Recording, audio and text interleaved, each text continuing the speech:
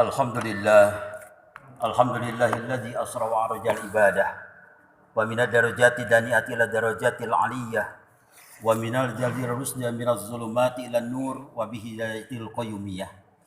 Asyhadu an la ilaha illallah wahdahu la syarikalah wa asyhadu anna Muhammadan abduhu wa rasuluh la nabiyya ba'da. Allahumma shalli wa sallim ala sayyidil mursalin wa ala alihi wa ashabihi bi ihsan ila yaumiddin. Amma ba'd. Faya ayyuhal hadirun usikum wa iyaya bitaqwallah faqad fazal taqun. Wa qala Allah ta'ala fi kitabil karim a'udzu billahi minasyaitonir rajim.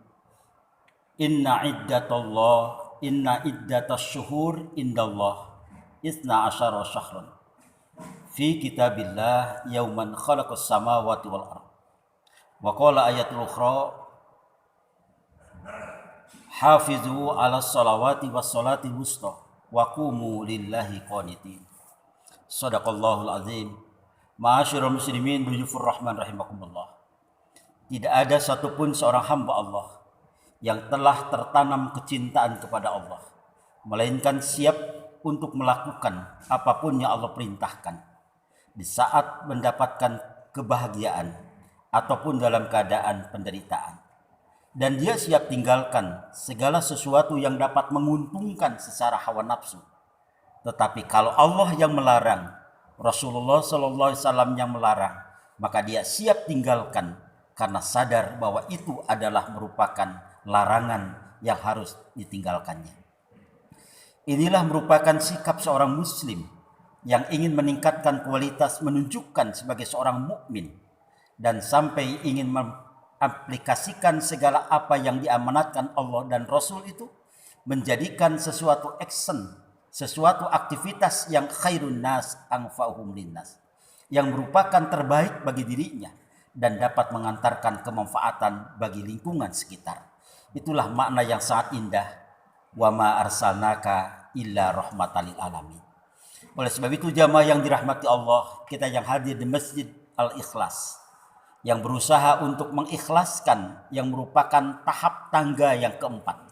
Setelah mencapai seorang muhsin dan dia telah menanamkan sebagai seorang mukmin yang siap tunduk patuh taat kepada Allah dan sampai melahirkan adalah kebersihan kebeningan hati nurani.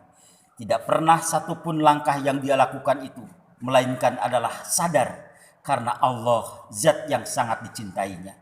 Bukan ingin mendapatkan sanjungan pujian dari orang lain. Biarlah orang lain menghina. Kalau seandainya dia berada dalam istiqomah jalur yang hak, dia dalam keadaan teneng ludeng, dalam keadaan dia siap berani karena benar dan takut karena salah. Itulah sikap syaja'ah yang diwariskan Allah Subhanahu wa taala kepada seorang rasul, di antaranya adalah baginda Rasulullah sallallahu alaihi wasallam.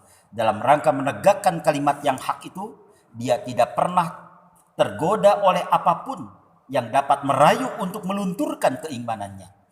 Oleh sebab itu jamaah yang dirahmati Allah Subhanahu wa taala, tidak ada satupun langkah yang dilakukan kita ini, maka Allah telah melahirkan, mengutusnya seorang yang menjadikan sebagai pola kehidupan dalam rangka melaksanakan ibadah.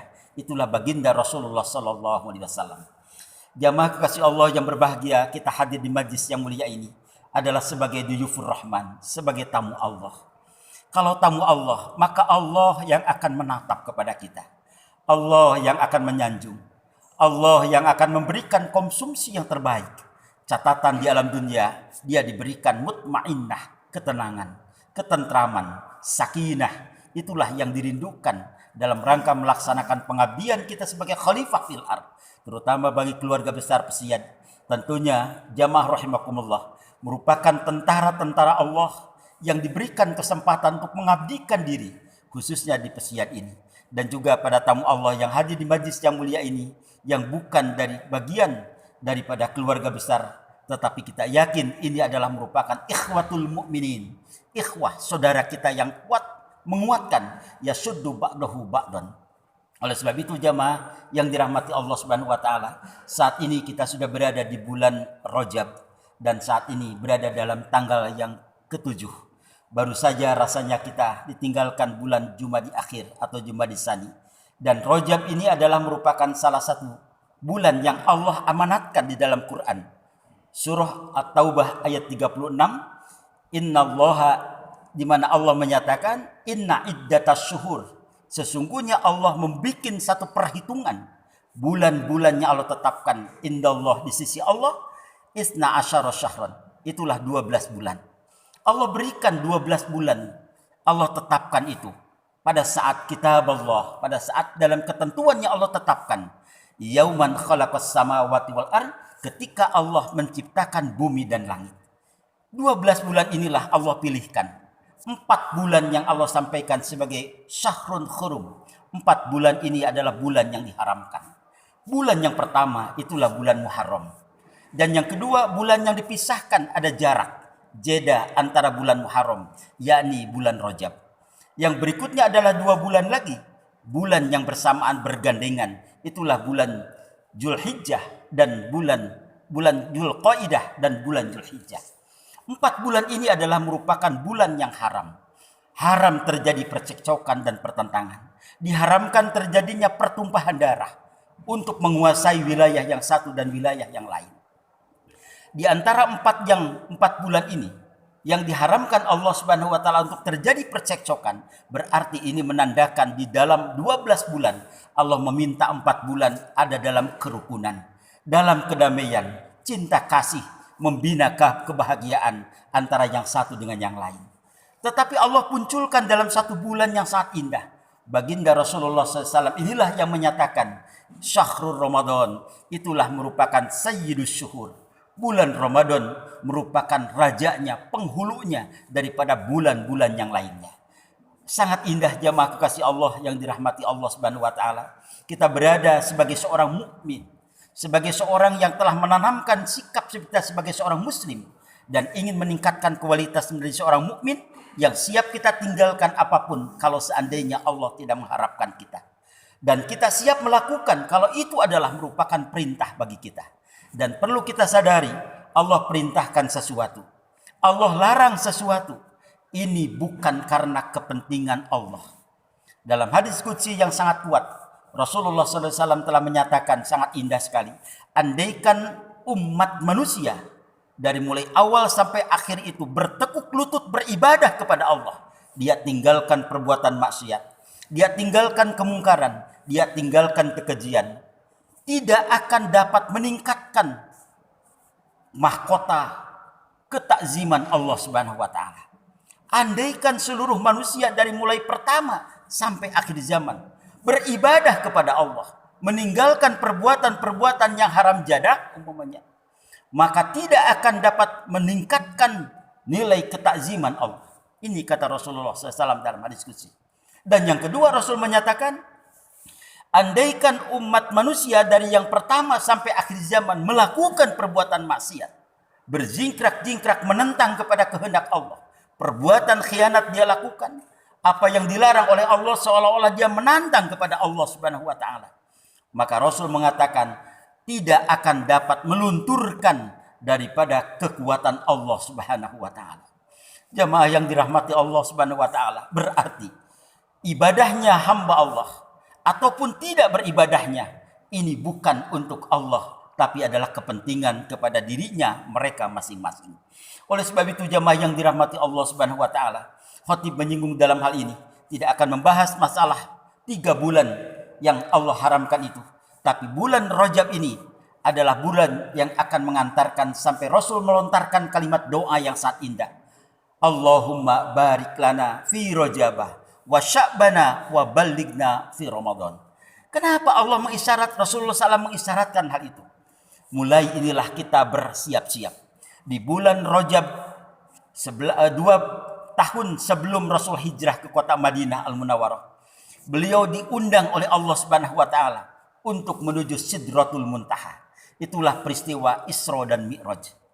Mau tidak mau, suka tidak suka, Quran telah menggariskan dalam Quran surah Al-Isra atau Bani Israil ayat 1. Subhanalladzi asra bi 'abdihi laila minal masjidil haram ilal masjidil aqsa. Ini ayat tidak berlaku kepada nabi-nabi sebelumnya. Nabi dan Rasul sebelumnya Allah cintai kepada mereka, tapi tidak pernah Allah berikan kesempatan untuk mengantarkan pelaksanakan Isra dan Mi'raj. Hanya baginda Rasulullah SAW inilah yang merupakan salah seorang hamba Allah yang diberikan kesempatan yang sampai Allah mengatakan Maha Suci Allah. Kalimat itu adalah merupakan fawatihus suwar. Ayat yang menggambarkan di awalnya kalimat subhana, sabbaha yusabbihu. Menurut para mufassir mengatakan ayat itu adalah ayat fawatihus suwar. Ayat yang menunjukkan kekuasaan dan ketakziman Allah. Tidak akan dapat masuk akal pada saat itu. Tetapi beberapa abad yang akan datang, orang akan bertekuk lutut dengan apa peristiwa yang Allah berikan kepada seorang hamba Allah itu. Allah tidak sebutkan Muhammad pada ayat itu. Tetapi Allah menyatakan bi'abdihi kepada hambanya. Maka inilah yang merupakan sesuatu bahan pemikiran bagaimana orang akan istiqomah imannya kepada Allah. Ataupun akan roboh daripada keimanan itu. Berapa banyak orang-orang yang saat itu, yang tadinya sudah beriman, mereka pun luntur kembali karena ketidakpercayaannya. Apalagi yang namanya musuh-musuh yang beliau hadapi pada saat itu. Tetapi kondisi yang dihadapi saat ini, kita tidak akan dapat melepaskan apa yang disyaratkan Allah itu. Sampai Allah mengatakan, barokna haulahu linuriyahu min ayatina. Innahu huwas sami'ul basir. Ini akan mengantarkan satu gejolak sains dan teknologi yang sangat hebat. Berapa banyak dalam kondisi yang sekarang ini orang hilir mudik masuk ke dalam planet yang kedua, yakni adalah bulan. Itulah planet yang merupakan yang saat ini baru dijejakkan oleh manusia dan orang merasa bangga. Apalagi baginda Rasulullah SAW ini yang masuk, dia keluar dari alam, dari bumi ini, planet bumi, keluar angkasa, masuk pada langit pertama sampai yang ketujuh dan sampai walaqad ra'ahu nazlatan ukhra indaha sidratul muntaha. Tetapi beliau dibekali oleh Allah untuk tidak kesombongan, melainkan adalah sikap tawadu yang sangat kuat dan Allah perintahkan pada saat itu, itulah perintah solat. Maka inilah yang merupakan sesuatu yang dapat mengantarkan dari solat yang dilakukan. Setiap aktivitas yang dilakukan tidak terlepas daripada solat. Maka Allah mengisyaratkan dalam Quran, hafizu ala sholawati was sholatil wusta.